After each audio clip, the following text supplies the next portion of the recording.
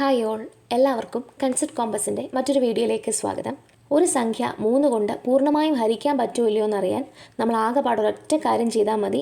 ആ സംഖ്യ ഇങ്ങോട്ട് എടുക്കുക. എന്നിട്ട് എന്ത് ചെയ്യുക?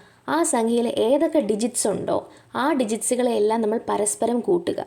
അങ്ങനെ കൂട്ടി കിട്ടുന്ന തുക 3ൻ്റെ മൾട്ടിപ്പിൾ ആണെങ്കിൽ ഉറപ്പായിട്ടും നമുക്ക് തന്നിരിക്കുന്ന സംഖ്യ 3 കൊണ്ട് കംപ്ലീറ്റ്ലി ഡിവിസിബിൾ ആയിരിക്കും. ഇപ്പോൾ ഇവിടെ 36ൻ്റെ കേസ് നമുക്ക് നോക്കാം. 36-ൽ 2 ഡിജിറ്റ് ഉണ്ടല്ലേ? ഒരു ഡിജിറ്റ് 3-ഉം മറ്റൊരു ഡിജിറ്റ് 6-ഉം. ഈ 2 ഡിജിറ്റുകൾ തമ്മിൽ കൂട്ടുമ്പോൾ നമുക്ക് കിട്ടുന്ന ഉത്തരം 9 ആണ്. 9 എന്ന് പറയുന്നത് 3ൻ്റെ ഒരു മൾട്ടിപ്പിളാണ്. 3 ഗുണം 3 ചെയ്യുമ്പോൾ നമുക്ക് ഈ പറയുന്ന 9 കിട്ടും.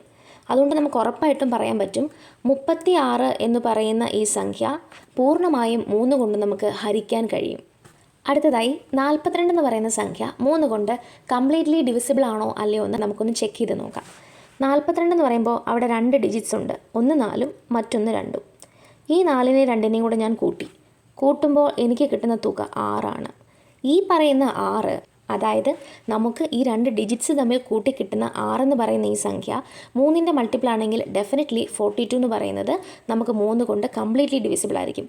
ഇവിടെ 6 എന്ന് പറയുന്നത് 3ൻ്റെ മൾട്ടിപ്പിളാണ്. 3 ഗുണം 2 ആണ് 6. അതുകൊണ്ട് നമുക്ക് തീർച്ചയായിട്ടും പറയാൻ പറ്റും 42 എന്ന് പറയുന്നത് കംപ്ലീറ്റ്ലി 3 കൊണ്ട് ഡിവിസിബിൾ ആയിരിക്കും. ഇതുവരെ നമ്മൾ പഠിച്ചത് ചെറിയ സംഖ്യ ആയതുകൊണ്ട് അതിലെ അക്കങ്ങളുടെ തുക എടുക്കാൻ നമുക്ക് കുറച്ച് എളുപ്പമായിരുന്നു. ഇതിപ്പോൾ ഒരു 4 ഡിജിറ്റ് സംഖ്യയാണല്ലേ? അപ്പോൾ ഇതിലെ അക്കങ്ങളുടെ സം എടുത്ത് നമ്മൾ വെറുതെ സമയം കളയേണ്ട ആവശ്യമില്ല. ഇവിടെ കുറച്ചും കൂടി ഷോർട്ടായിട്ട് ചെയ്യാനായിട്ടൊരു മെത്തേഡ് ഉണ്ട്. ഇവിടെ നമ്മൾ എന്താ ചെയ്യുന്നതെന്ന് വെച്ചാൽ ഡിജിറ്റുകളിൽ 3ൻ്റെ മൾട്ടിപ്പിൾ ഉണ്ടെങ്കിൽ നമ്മൾ അപ്പോഴേ ഇങ്ങ് കട്ട് ചെയ്തെടുക്കണം. ഇവിടെ 3 എന്ന് പറയുന്നത് ആദ്യത്തെ ഡിജിറ്റ് 3 നമുക്ക് എടുക്കാം. 3 എന്ന് പറയുന്നത് 3യുടെ മൾട്ടിപ്പിളാണ്. 3 × 1 ആണ് 3 എന്ന് പറയുന്നത്. അപ്പോൾ ആ 3 നമുക്ക് അപ്പോഴേ ക്യാൻസൽ ചെയ്യാം. അപ്പോൾ അടുത്ത സംഖ്യ 6. 6 എന്ന് പറയുന്നതും 3 × 2 ആണ്. 3യുടെ മൾട്ടിപ്പിളാണ്. അപ്പോൾ അതും നമുക്ക് ക്യാൻസൽ ചെയ്യാം. അടുത്തത് 9. 9ഉം 3ൻ്റെ മൾട്ടിപ്പിളാണ്. 3 × 3 ആണ് 9. അടുത്തത് 9 തന്നെ, വീണ്ടും 3യുടെ മൾട്ടിപ്പിൾ. അപ്പോൾ എല്ലാ ഡിജിറ്റ്സും എന്താണ്? 3ൻ്റെ മൾട്ടിപ്പിളാണ്. അതുകൊണ്ട് ഇതിൻ്റെ തുക എടുത്താൽ അത് ഡെഫിനറ്റ്ലി മറ്റൊരു 3ൻ്റെ മൾട്ടിപ്പിൾ തന്നെയായിരിക്കും.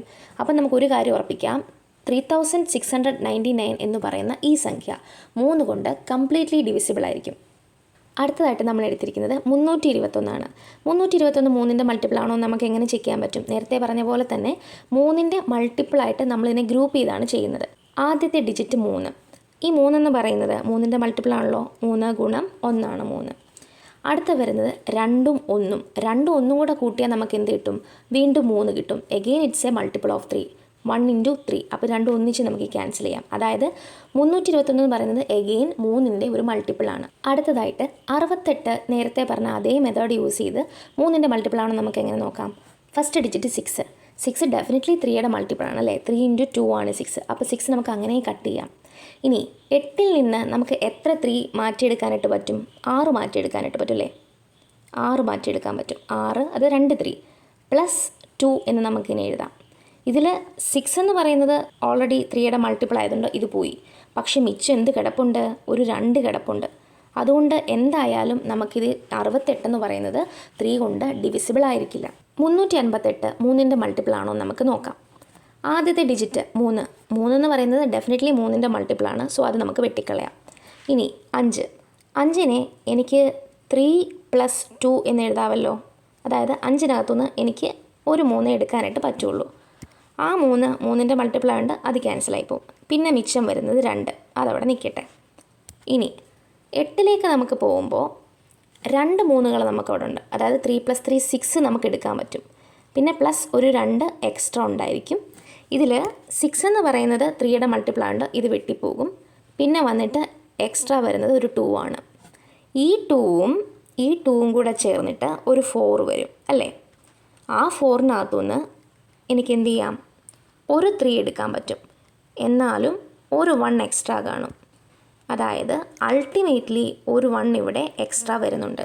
അപ്പം ഡെഫിനറ്റ്ലി 358-നെ നമുക്ക് 3 കൊണ്ട് കംപ്ലീറ്റ്ലി ഡിവൈഡ് ചെയ്യാനായിട്ട് പറ്റത്തില്ല.